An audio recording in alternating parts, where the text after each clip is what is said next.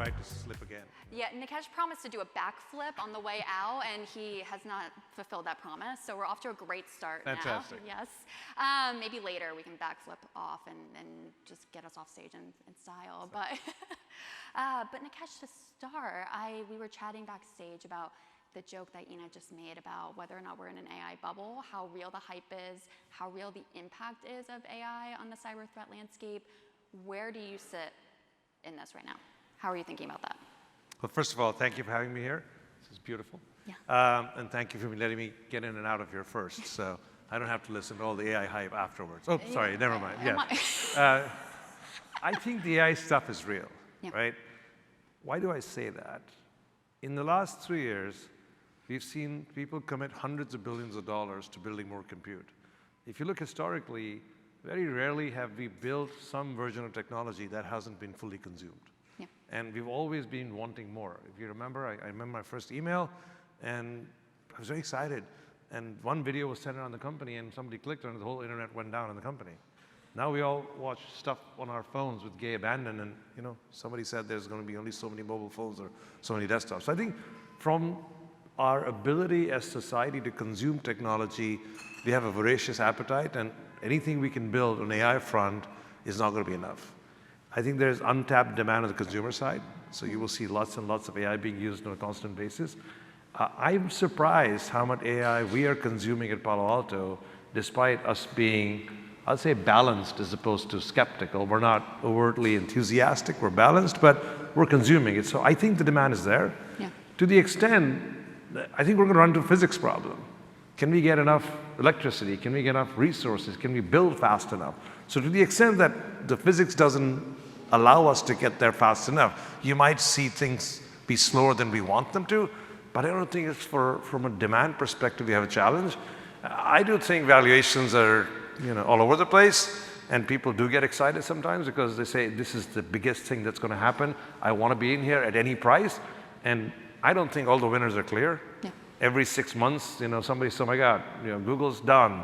OpenAI's got it. Now OpenAI seems to have a little bit muddled, and Google's going to get it, and Anthropic's doing great. So I think the cast of characters will change over the next 5 years.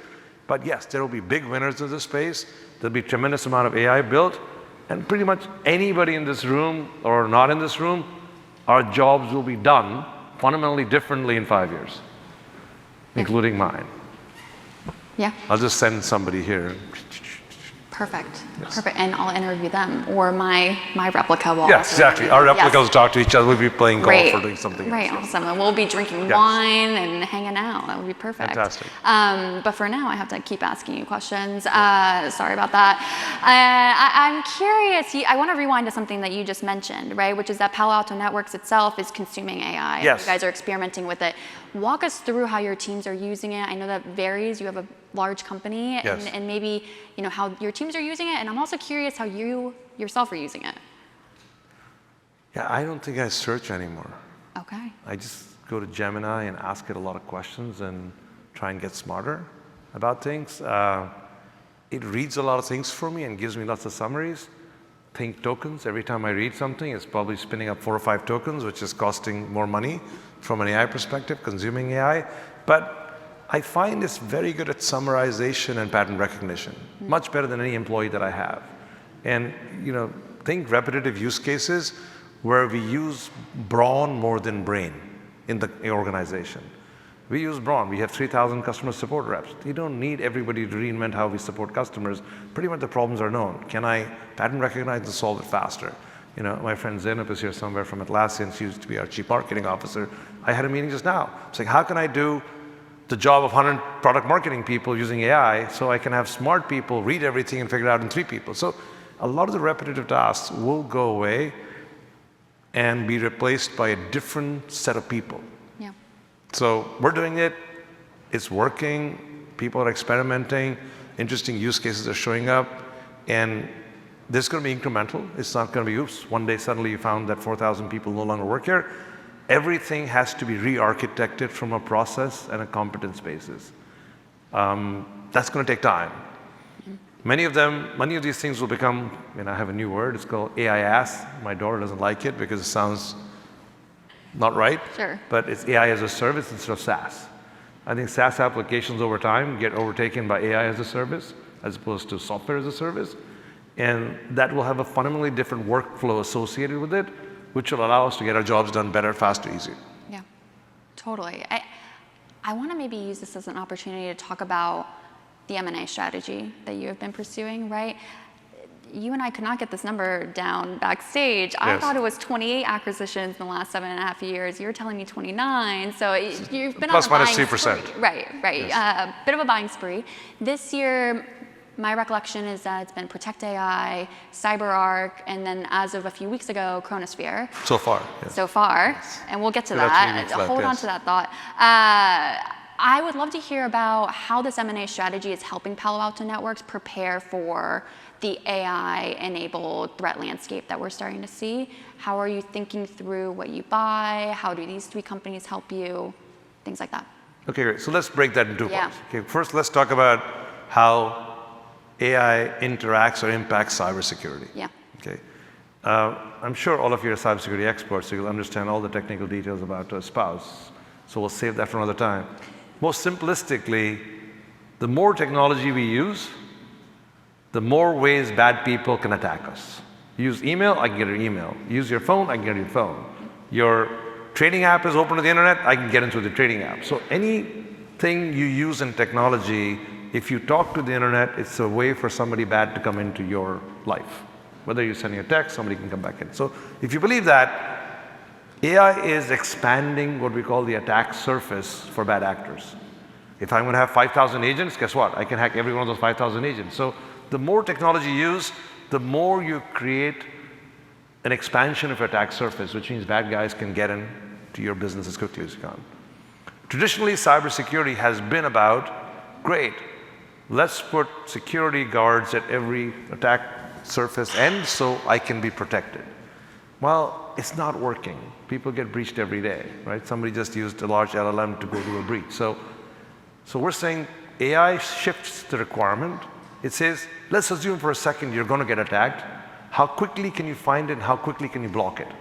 It's a fundamentally different way of thinking about it, saying, don't spend all your money in protection, spend your money in what we call detection and remediation. And if you believe agents are going to work, if you believe AI is going to work, then these things should be really smart at finding out bad shit's going down. Then the question is, can you give them the power to remediate, to fix it? So we think AI is going to be very useful in the detection and remediation world, which is where cybersecurity needs to live. Cybersecurity has lived fundamentally in the protection world, and that's not working. Yeah. Because protection means you have to basically ring fence everything 100% of the time and be on guard 100% of the time. It doesn't work from a psychological perspective. Sorry? Assume breach. Assume breach, in which case you go there. Now, putting that in the context of the M&A conversation you asked about, because the industry has been working on the protection scenario for too long, they haven't spent enough time and effort on the other side. And there's lots and lots of startup, interest factoid. The largest number of startups are in cybersecurity every year, not in AI. Maybe this year it'll be a little more AI, some of you guys. But so if you believe that, there's tons of amazing innovation going on out there. We're just like a large, old, slow company. We got to go make sure we find these really smart people who have these great ideas, understand how they're going to fix the problem, and then make them be part of our strategy. So that's what we do. We find the best people out there, we buy the best companies, we make them part of Palo Alto, and we distribute them to our customers. Yeah, and I think you started hitting at this next question there, but I would love to maybe break down the economic advantage of buying CyberArk in particular, right? That was a $25 billion deal, which is not something that maybe, is small by any means, right? It's smaller than $1 trillion. Sure, there you go. Just depends on what you're comparing it to. It's all about how you frame it. Exactly right. And I would choose to say that that's big. It's 25 billion, right? And Palo Alto Networks, yes, is an older cybersecurity company. You have a lot of employees, but you have a lot of really smart employees. I'm curious if you can walk me through the economics of how purchasing a company like CyberArk was maybe a better deal than maybe trying to turn to your employees internally, seeing if you can build something similar to compete with CyberArk. Look, CyberArk's been around for 15 plus years. They've built a phenomenal business in what is called the identity management space, or the privileged access space. The way to think about it is we're a $10+ billion revenue company. We're a $130 billion market cap. And for us, we've hit what I call enterprise scale. At our level, we can run a business. We have 16,000 employees. We can run a business effectively, efficiently in the market and scale. I think any company which is less than $2-3 billion in revenue is subscale. And eventually, either they go to zombie land or they have to work really hard to get to 10 billion on stage. That's what happens in enterprise. Because the biggest cost in enterprise is the cost of sales, marketing, and supporting the customer. Yeah. We do this at scale now. So now our job is to find amazing companies which are in the subscale world, see if you can bring them onto our platform and run them equally efficiently. And CyberArk is such a great company that people don't get rid of them. They always use their product. They have 100% retention almost. We just think we can run them faster, better, and together. Yeah. So just for those people who are mathematically inclined, you take a $25 billion company, if you can improve their margins by 50%, it must be worth more if it was rightfully valued. If you can increase their growth rate by a few hundred basis points, it should be worth more. Yeah. We're going to hopefully do both. Totally. And I'm wondering, maybe it was divine timing. I was talking with CyberArk maybe a couple weeks before you guys announced the deal, just around the threat of AI agents, right, and the security concerns around agents. Everybody should be scared of AI agents and buy more Palo Alto. Yes, go on, sorry. Perfect. And we'll get back to that sales pitch in about 2 seconds here, which is, there is this increasing concern about how you secure the identity of an agent, right? Do you treat them in the same way as a human? Probably not. It's not the same. Are you going to let an agent have its own identity? Right. Do you give them a username and password, or do you tether it to Sam's identity and then secure it that way, right? There are so many different ways. What would you like? Oh, I don't know. Please don't ask. You have to know. Do you want an AI agent to be equal to a human, or do you want it to be? What is the AI agent doing, though? I don't know. Right? It's the question. Your agent, you decide. Listen, let's see what happens. Please don't ask me. I'm going to interview some smart people and ask about that first, That's right. and then I'll get back to you. There's a lot of people coming later. Ask them what an AI agent Right. Maybe walk me through how you're thinking through. It feels like you're making a big bet on the fact that companies are actually going to want to think through those issues, and how are you thinking about what the threats are of AI agents in terms of security? Is it actually just they're going to go rogue? Is it how realistic is it that they could access data that they shouldn't? Things like that. It depends on how people define AI agents. Yeah. In my mind, the most obvious example, since we're sitting in San Francisco, is a Waymo. Yep. It's out there. There's no human involved. It makes its own decisions. It decides when to stop, when to move, when to go. And we have fundamentally given it autonomy to be the equivalent of a human being. Scary as hell and expensive as hell. It costs tens of billions of dollars to get that one human clone effectively to work well. Now, if you think that's the future of agents, which means I can replace every human with all the autonomy and all the brains and all the processes, then yes, you gotta watch out they don't go rogue on you, because if they go rogue, they can do things you don't want them to do. Yep. You can watch out nobody takes them over. Yep. So there's a whole series of things you want to do in terms of making sure you can protect, you can make sure those agents don't get hijacked. Now, you hear this everywhere. I'm sure Clay Bavor is going to come later and talk about AI agents doing customer support, and he can spin up 5,000 agents. Well, if you have 5,000 new agents, you need a way to manage them, give them credentials, give them passwords, give them usernames you want to, and secure them. So if you believe the future holds multiple agents per human being, then we're going to have an expansion in the identity of these technological objects. And if you're in the identity security business, that sounds like a good problem to have. Yeah. The more identities you want me to protect, the more I will want from you to protect those identities. Yeah. And I don't do identity yet. But CyberArk is the best company in the identity space, so they'll do that, and we'll just make sure they do it faster, better, and cheaper. Totally, and maybe the answer to this next question is identity. Maybe it's not. The answer to every question is identity when you spend $25 billion, yes. There you go, perfect. At least for a while, yes, awesome. But go on. What's the question? Forget observability. Why would we talk about that? Soon. That's a joke on the Chronosphere deal for those who aren't clued in. But I'm curious, when you are talking with other board members or C-suites of various companies who maybe are trying to buy Palo Alto Networks or you're trying to sell, right? What is maybe one category of AI-driven security threats that you think is totally misunderstood at this point or not talked about enough? Well, AI security is not talked about. Yeah. Almost anybody in this room who's building a startup or working on AI if you spend more than 2% of the time thinking about security, you're slower than your competitor. So you're not. And I see many AI startups, if they think I know something, they come talk to me and see if I can invest in them and help them.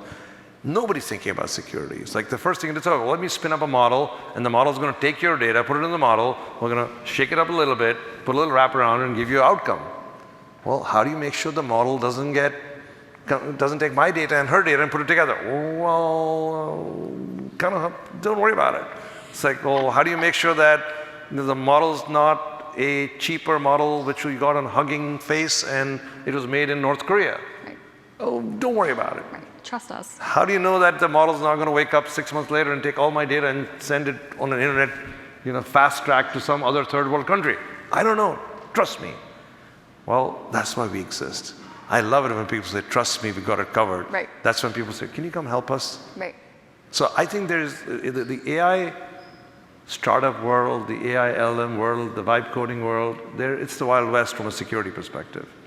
We're good guys, hence we try and help our customers protect against it, but I'm pretty sure any company that is using AI in some way, shape, or form at some degree of scale has more security issues than in everything else in their infrastructure, because you just haven't spent the time to get this right. So, AI can only be useful if you take my data as a company, as an enterprise. Anything that takes your data, better treat it with lots of love, care, and security and privacy. Yep.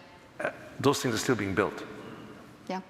Yeah, and before I kind of transition us fully into talking about the threat landscape, what that looks like, et cetera, I do want to ask, you hinted earlier that perhaps you were still on a buying spree. Oh, I didn't. I was just messing with you. Yeah, My shareholders I don't are think listening. you are messing My with shareholders me. are listening. I'm curious what kinds of companies or what areas of interest. Should I just give you the names? Sure.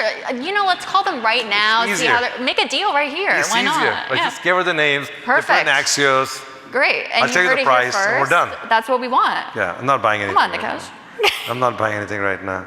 Okay. I gotta digest the ones I just bought. Sure. Okay. Yes. You sure? 100%. All right. Right now, I said I'm not buying anything right now. I'm talking to you. All right. If anyone hears that Nikesh is calling you, please call me, and we'll figure this out. Sounds like a plan. Right. Okay. So bringing it to the threat landscape, there's so many different types of threats that we could probably spend the next few minutes talking about. There's deepfake enabled fraud, there's AI phishing, there's now automated AI or LLM enabled orchestrated attacks that we're hearing about. I am wondering, from where you guys sit at Palo Alto Networks, you have so many customers who are wrestling with this. Do you have maybe a concrete example of how you're seeing AI playing out in the threat landscape, things that are actually for real coming up and aren't just a hypothetical, oh, this could happen, maybe it will happen type of thing? Where are we now? Okay. So let's break this into two parts. One, Sure. When you have a bad actor, what are they trying to do? In the consumer world, generally what they're trying to do is either embarrass you or take your money. Send $50 to your cousin in Africa and everything will be great. And they're trying to figure out ways. All these texts I get every day, somebody, I haven't heard from you in a long time. So who is this person? So they're trying to find a way in getting into your psyche and getting you to give them some money, whether it's through sending a text message, an email, a phishing scam, send you a video of your uncle trying to ask for money. These are all the consumer scams. You'll be surprised, there's tens of billions of dollars that get sent by unsuspecting people to these scamsters. And these scamsters just got AI agents to help them. Yep. Where they had to send the text themselves, now they have a battery of agents who can send text. Where they had to send one text to 100 people, they have 100 customized texts they can send. So they just got, if you're a marketing person, their lead generation conversion just got amazing, and their ROI is going to go up with AI. Yep. So this is the problem. And with the inclusion of deep fakes and all the customization, they begin to become more real, and they have to be on guard. And like I hear in the personal space, make sure your family has a safe word, because you never know if it's truly your son or your daughter or your parent calling you. It could be anyone using deepfake, and AI is going to make sure. I'm sure some of you are building AI that can build videos and make it just look like me talking to my kids. So that's on the consumer side. If you go the enterprise side, eventually bad actors are either trying to interrupt your business or extort you for money, right? Whether it's using whichever technique, it doesn't matter. Eventually they want to get into your crown jewels, steal them, and use them for competitive advantage, sell them to someone, or say, hey, give me $50 million or I'm going to shut you down. That's what you're trying to do. Yeah. So, as I said right at the beginning, if you abstract it down, if you say, I'm not going to worry about all the products I'm going to put on the outside, I'm just going to worry about if I see a bad thing happening, can I use AI to find out quickly that it's happening? Can I pattern recognize? Can I use LLMs? Can I use any technique to do that? And then can I go in and intercept, right? Yeah. So AI is making it faster to attack people. We need to use it, make it faster to defend people. Yeah. And that's how it's going to manifest itself. As all of you know in this room, anyone who's building an AI app or an AI capability, AI requires more data. There's not enough good data in the world. How do they train a Waymo? They had tons of people say, this is a tree, this is a pole, this drive right, drive left. Like, there's billions of data points that were created to make sure that AI can be trained to be precise. Similarly, to do anything right, you need lots of data, even to customer support. You need every inflection of the customer support event to understand how to solve the problem the next time. Similarly, in cybersecurity, we need more data. So cybersecurity is going to become a data problem, if it isn't already. Yep. So we've been training our guns for the last 2 years to more and more towards where we ingest data, analyze data using AI, so we can be more real time and more right now. Yeah, I'm sure you're in. That's where we bought observability, in case you want to know. Perfect. I am going to try and squeeze 2 questions in the last few minutes that we have. But the first one, I'm sure you're in these conversations as well. I'm increasingly in conversations, which probably you've been in them for months if they're finally coming to a journalist to tell them this, but where people are really concerned that attackers are going to have the upper hand, right? We're going to see advancements in the use of AI tools on the attacker side faster than we'll see it on the defender side. And I would be remiss if I didn't ask someone who is leading one of the leading defense companies how they feel about that timeline. True. Yeah. It's true. Look, we can build all the tools you want. The customers have to embrace that strategy quickly. If the customers don't let us in and work with them to put all the plumbing in place, which can take a while, we're not going to be able to respond as quickly. The bad actors have to be right once, we have to be right 100 times out of 100. So it's unbalanced. Can they go, like you saw recently, as I said, they used an LLM to go attack a company, and the LLM was able to figure out, oh, it didn't work, try this, didn't work, try this, didn't work. By the time 25 minutes were up, you were breached. Well, you got to have things on the other side which are moving at the same speed with data. So, yes, there is an unfair advantage the bad actors have, and the only thing you can do if you're an enterprise is to get your shit together so you're responding at the same pace that they're able to attack you. Yeah, and with all of that in mind, this will be my last question for you, unfortunately. You have like a plane to catch or something, but we have executives from some of the leading AI companies who are going to be on stage today. You are the only security voice who is going to be here. What should this audience keep in mind as they are hearing from some of the executives from Microsoft, Google DeepMind, et cetera, who are going to be here? Well, like I said, it doesn't matter if you're a startup or if you're DeepMind, Demis, if you're Microsoft. It's not just my job to make sure this stuff is secure. If you build your stuff with security first in mind, your customers will feel more comfortable deploying your products. Your customer will feel much more comfortable embracing your product, and it's going to get this stuff to move faster. Yes, you still need to hire me. You still need another pair of eyes to look at what those guys did to make sure that, it's fully secure. But if all these people don't build in security right on day one, it's much harder to go superimpose it or sort of go in and build it from the side. So my only question is, if you think about vibe coding, right? My team is still not using any of the vibe coding agents out there because we don't know what models are behind them. We don't know if the third model they're using for fine tuning isn't a North Korean model connected to the internet, and they won't tell us, right? I can't put my source code out in the public domain in a model because my source code is securing 82,000 companies. If a model figures out a flaw in my source code and I don't know the model is just giving me the answers, I just expose 82,000 customers, so I can't trust it. Right? If they would let me know, I'd use them. So I'm sure there are more security conscious people in the world who are not going to use many of these AI products until they can see the entire supply chain of AI. Yeah, awesome. Nikesh, before we're going to get like rushed off the stage. Thank you so much for joining us. That's the rest of our time. Thank you. Yeah. I just want to say one thing before I leave. Sure.